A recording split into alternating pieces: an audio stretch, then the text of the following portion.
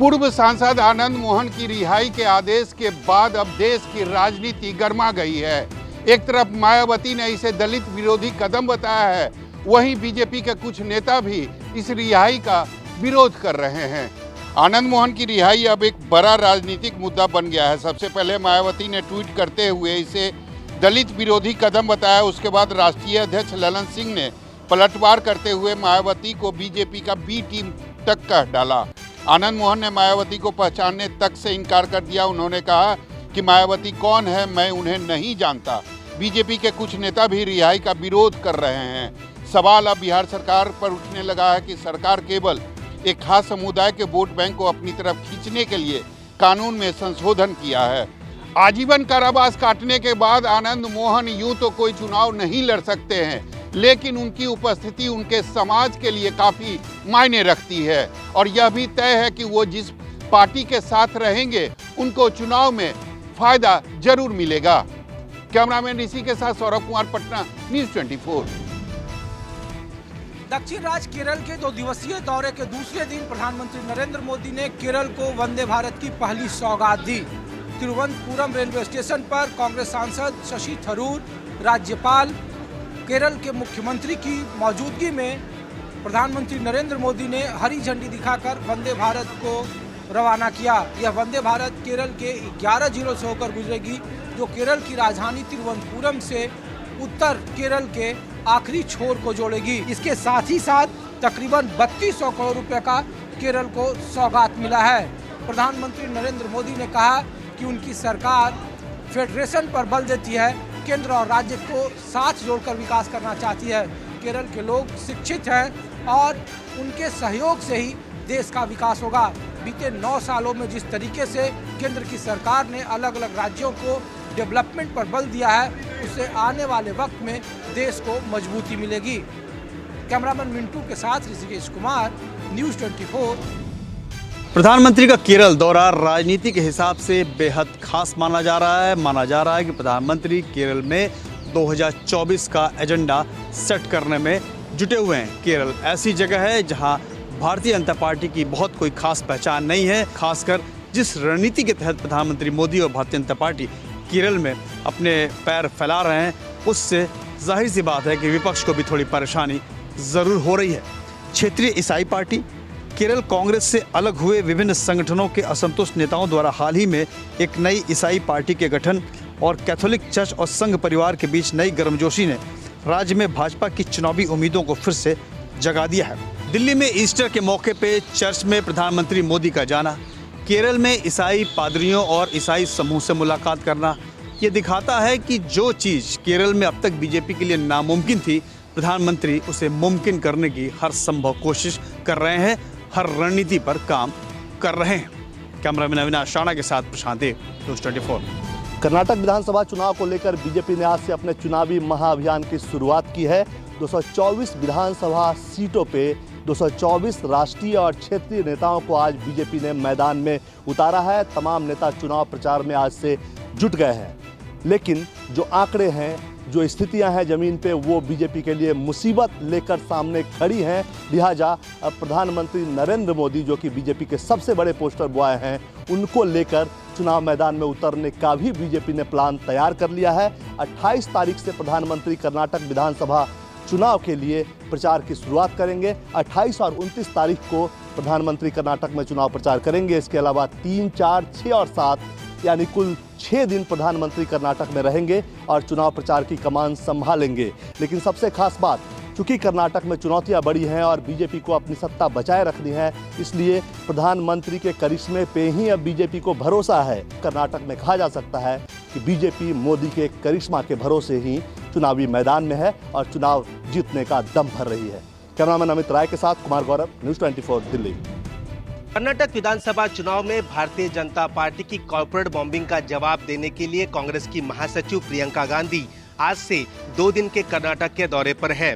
प्रियंका ने आज दोपहर हलवा हुंडी में एक जनसभा को संबोधित किया। उसके बाद चामराजनगर के गौरी शंकर कन्वेंशन हॉल में महिला सम्मेलन में भाग लेंगी प्रियंका गांधी। शाम को प्रियंका मैसूर पहुंचेंगी और रोड शो भी करेंगी। प्रियंका से पहले 2 दिन राहुल गांधी कर्नाटक के दौरे पर गए थे। वहां पर उन्होंने रोड शो भी किया और 2 पब्लिक रैली को भी संबोधित किया। कर्नाटक के 224 विधानसभा सीटों के लिए 10 मई को वहां पर वोटिंग की जाएगी और 13 मई को वोटों की गिनती भी होगी। कैमरामैन दिलीप अवेरे के साथ विनोद जगताले, न्यूज़ 24 मुंबई।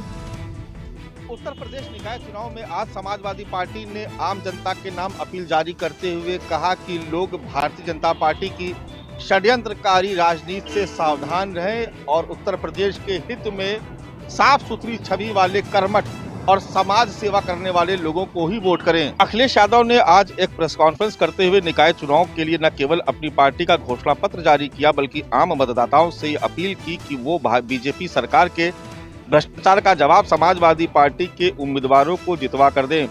सपा मुखिया ने आरोप लगाया कि बीजेपी सरकार में भ्रष्टाचार चरम सीमा पर है, स्वास्थ्य और शिक्षा के क्षेत्र में लूट हो रही है, यहाँ तक कि स्मार्ट सिटी भी सिर्फ जुमला बन के रह गई। हकीकत ये है, समाजवादी पार्टी ने आरोप लगाया कि बीजेपी अलोकतांत्रिक और षड्यंत्रकारी राजनीति कर रही है, साथ ही संवैधानिक व लोकतंत्र की मर्यादाओं को भी ताक पर रखे हुए है। ऐसे में समाजवादी पार्टी हर धर्म, जाति और संप्रदाय के लोगों से अपील करती है कि नगर निकाय चुनाव में समाजवादी पार्टी के उम्मीदवारों को ही जितवाएं।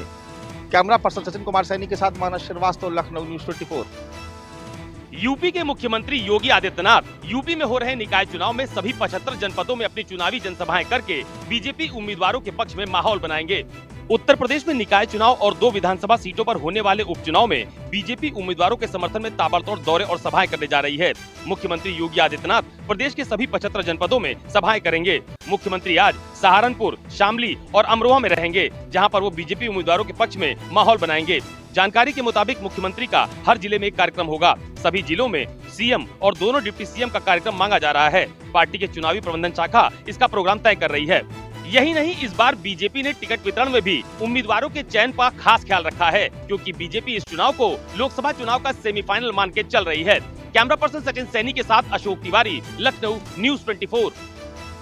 उत्तर प्रदेश के मुख्यमंत्री योगी आदित्यनाथ को जान से मारने की धमकी मिली है। ये धमकी डायल 112 पर मैसेज कर भेजी गई है। धमकी मिलने के बाद यूपी एटीएस समेत सभी जांच एजेंसियों को इसकी सूचना दी गई। एफआईआर के मुताबिक सीएम योगी को 23 अप्रैल रात 8:22 पर यूपी 112 मुख्यालय सोशल मीडिया के व्हाट्सएप पर धमकी भरा मैसेज मिला। इस मैसेज में लिखा था, सीएम योगी को मार दूंगा जल्द ही। इसके बाद हड़कंप मच गया, सुरक्षा एजेंसियां अलर्ट हो गईं और इस मामले की जांच में जुट गईं। अज्ञात शख्स के खिलाफ केस दर्ज कर लिया गया है। पुलिस ने धारा 506 और 507 आईपीसी और आईटी एक्ट 66 के तहत केस दर्ज किया है। ये पहली बार नहीं है कि जब सीएम योगी आदित्यनाथ को इस तरह की धमकी दी गई हो। योगी सरकार सख्त कदमों के चलते कई बार उन्हें इस तरह की धमकियां पहले दी जा चुकी हैं। हफ्तों पहले भी फेसबुक के जरिए सीएम योगी आदित्यनाथ को गोली मारने की धमकी दी गई थी, जिसके बाद पोस्ट सोशल मीडिया पर वायरल हो गई थी। पुलिस ने कार्रवाई करते हुए आरोपी शख्स को गिरफ्तार कर लिया था। कैमरा पर्सन सचिन सैनी के साथ मनोज पांडे, लखनऊ, न्यूज़ 24।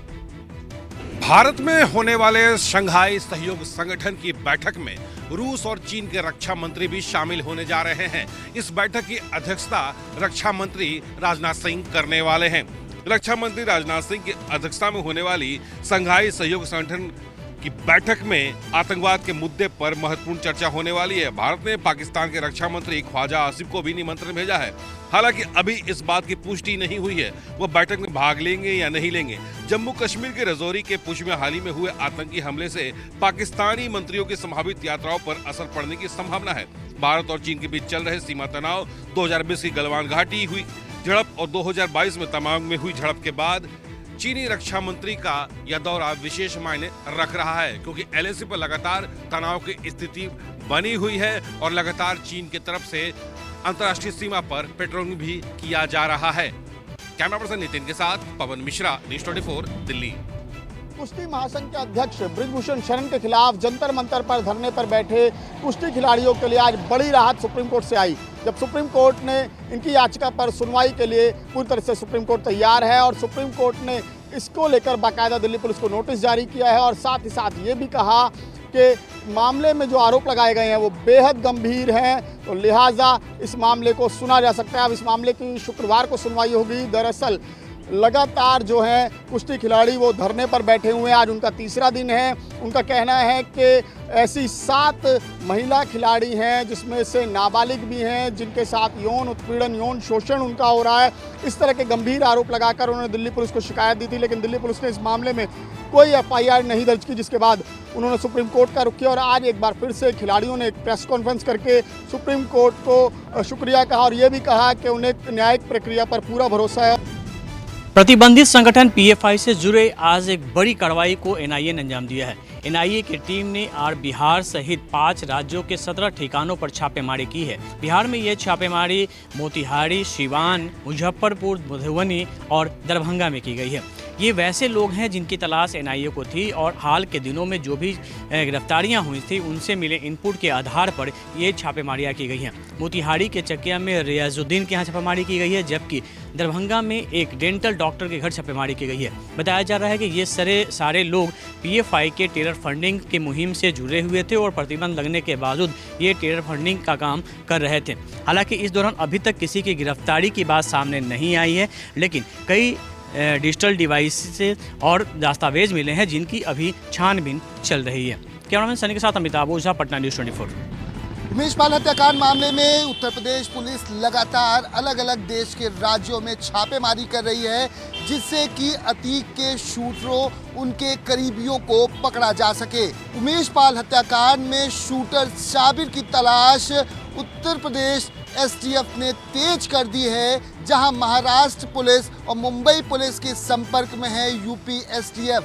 शाबिर मुंबई भाग चुका है क्योंकि वह 8 सालों तक वहां पर ट्रक ड्राइविंग का काम भी किया हुआ है। यही वजह है कि जैसे ही जानकारी मिली UP STF उत्तर प्रदेश से सीधे मुंबई पहुंची और मुंबई पुलिस के संपर्क में है कि उसे किसी भी तरह से जल्द धर दबोचा जा सके। वहीं आपको बता दें, शाइस्ता प्रवीण को लेकर प्रयागराज के अलग अलग हिस्सों में UP STF की सुबह से ही छापेमारी चल रही है। बताया यह जा रहा है कि अतीक के गुर्गे उसे कहीं न कहीं पनाह दे रहे हैं। कैमरामैन कालिकान के साथ Deepak Dubey, news 24, Prayagraj. Gangster Lawrence Bishnoi को ट्रांजिट रिमांड पर गुजरात ATS लेकर अहमदाबाद पहुंची। 200 करोड़ के ड्रग्स मामले में होगी लॉरेंस बिश्नोई की पूछताछ। गुजरात ATS ने सोमवार को पटियाला हाउस अदालत में लॉरेंस बिश्नोई की ट्रांजिट रिमांड की एप्लीकेशन दायर कर अदालत को बताया था कि साल 2022 में गुजरात ATS ने गुजरात में भारी मात्रा में हेरोइन बरामद की थी, जो पाकिस्तान से लाई गई थी। इस मामले में गुजरात ATS ने 6 लोगों को गिरफ्तार किया था और जांच में इस ड्रग तस्करी के तार लॉरेंस बिश्नोई से जुड़ते नजर आए। अदालत ने गुजरात ATS की एप्लीकेशन को स्वीकार करते हुए लॉरेंस बिश्नोई का ट्रांजिट रिमांड गुजरात ATS को सौंप दिया, जिसके बाद कड़ी सुरक्षा के बीच गुजरात ATS लॉरेंस बिश्नोई को लेकर अहमदाबाद ATS मुख्यालय पहुंची है। क्योंकि अब तक की जानकारी में सामने आया है कि लॉरेंस बिश्नोई पाकिस्तानियों के साथ मिलकर और एक नाइजीरियन के साथ मिलकर भारत में ड्रग्स घुसाने के लिए बड़ा रैकेट चलाता था। कैमरामैन प्रभात के साथ भूपेंद्र सिंह, अहमदाबाद, न्यूज़ 24। महाराष्ट्र के रत्नागिरी जिले के राजापुर तहसील स्थित बारसू सोलगांव रिफाइनरी प्रोजेक्ट को लेकर विरोध तेज हो गया है। इस प्रोजेक्ट के सर्वे का काम पिछले 2 दिनों से चल रहा है, लेकिन लोगों के लगातार विरोध के चलते वहां पर धारा 144 लगाना पड़ा है। बड़ी संख्या में वहां पर पुलिस बंदोबस्त है। इसके बावजूद बड़ी संख्या में ग्रामीण, खासकर महिलाएं सड़क पर आ गई हैं, वहां पर धूप में सो गई हैं। यही कारण है कि जो विरोधी पक्ष नेता अजित पवार हैं, उन्होंने कहा है कि जिस तरह से चिलचिलाती धूप में लोग प्रोटेस्ट कर रहे हैं, इस सर्वे का काम तुरंत रोक देना चाहिए और सरकार के मंत्रियों को जाकर वहां पर बात करनी चाहिए। दरअसल ये जो रिफाइनरी प्रोजेक्ट है, पहले नाड़ार में आना था, वहां पे बहुत सारी जमीनें भी एक्वायर कर ली गई थी, लेकिन लोगों के विरोध के चलते अब ये प्रोजेक्ट राजापुर तहसील के इन गाँवों में आ रहा है। लेकिन अब इन गाँव के लोगों ने भी विरोध प्रदर्शन तेज कर दिया है। यही कारण है कि अब सरकार की चिंता भी बढ़ गई है। कैमरा अंचल के साथ इंद्रजीत सिंह, न्यूज़ 24, मुंबई।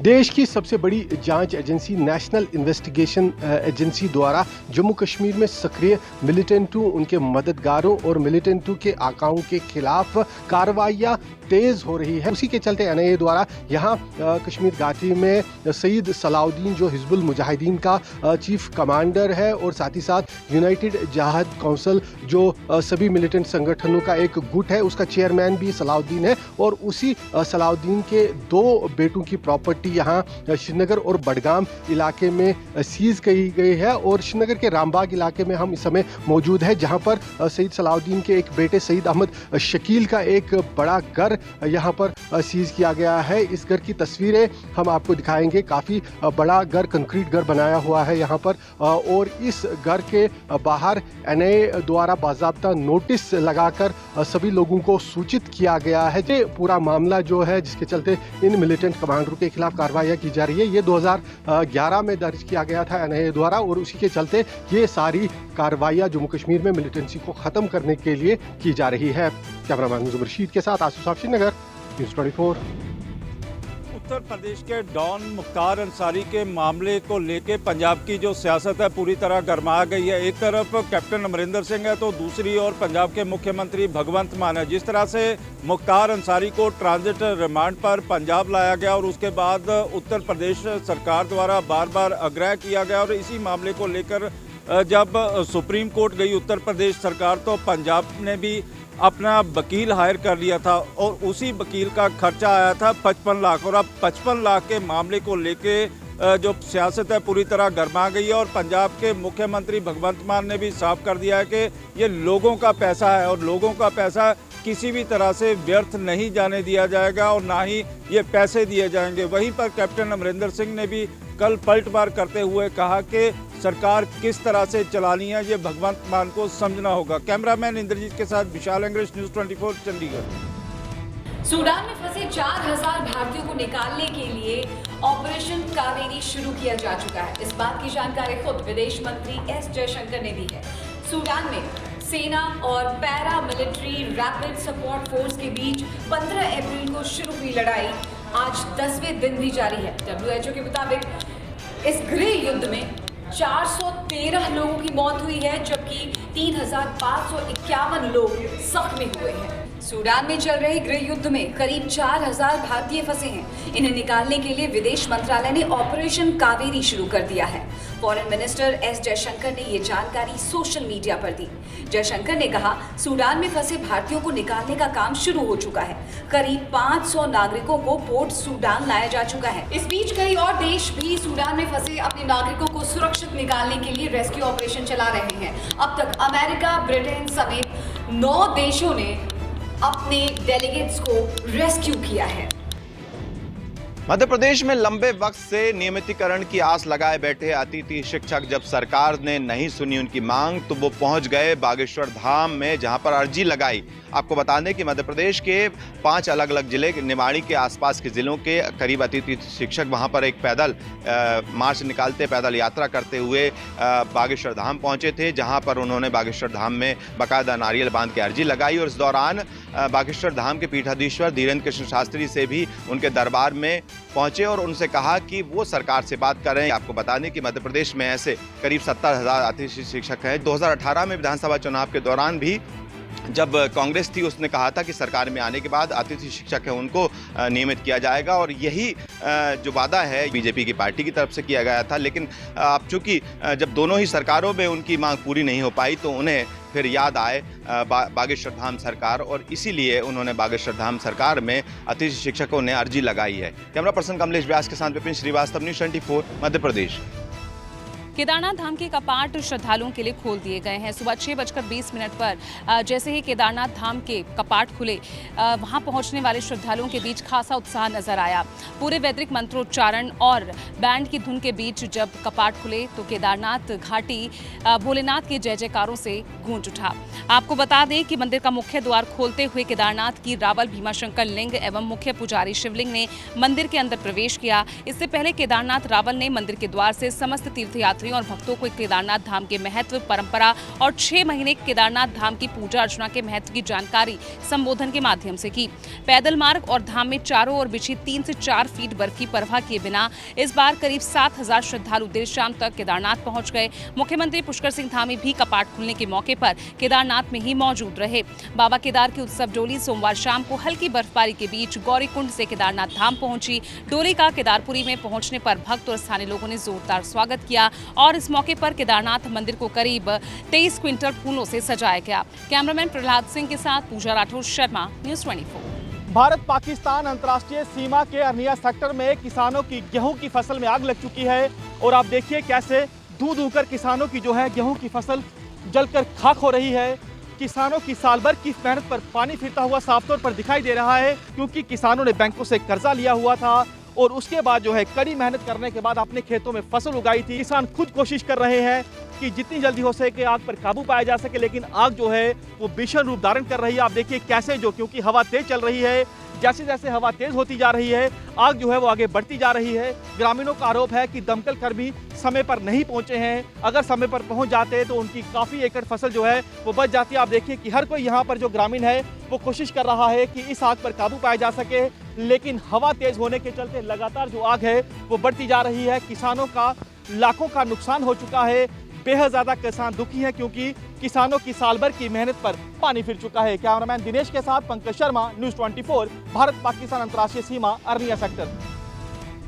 शराब के नशे में फ्लाइट में एक बार फिर बदतमीजी का मामला सामने आया है। न्यूयॉर्क से नई दिल्ली आ रही अमेरिकन एयरलाइंस की फ्लाइट में इस बार का ये मामला है, जिसमें सवार एक शख्स ने रविवार को एक अन्य यात्री पर पेशाब कर दिया। आरोपी यात्री को गिरफ्तार कर लिया गया है। एयरलाइंस ने यात्री की इस हरकत की जानकारी प्रशासन को दी, जिसके बाद सिविल एविएशन एक्ट के तहत कानूनी कार्रवाई शुरू की गई है। अमेरिकी एयरलाइंस ने फ्लाइट में सवार यात्रियों के बयान दर्ज कर दिए हैं। एयरलाइंस के कर्मचारियों ने बताया कि आरोपी भारतीय नागरिक शराब के नशे में था। पीड़ित यात्री ने मामले में एक शिकायत भी दी और शिकायत के बाद इस पूरे मामले में FIR भी दर्ज हो गई है। लेकिन सबसे बड़ी चौंकाने वाली बात यह है कि पिछले 6 महीने में ये चौथी घटना है जिसमें फ्लाइट में इस तरह की बदतमीजी सामने आई है। अब ऐसे में सवाल ये उठता है कि क्या DGCA को कोई कड़े नियम या कानून नहीं बनाने चाहिए कि इस तरह के मामलों पर रोक लगाई जा सके। कैमरामैन दीपक दुबे के साथ दिव्या अग्रवाल, दिल्ली, न्यूज़ 24। पश्चिम बंगाल के शिक्षा जगत के सबसे बड़े घोटाले की जांच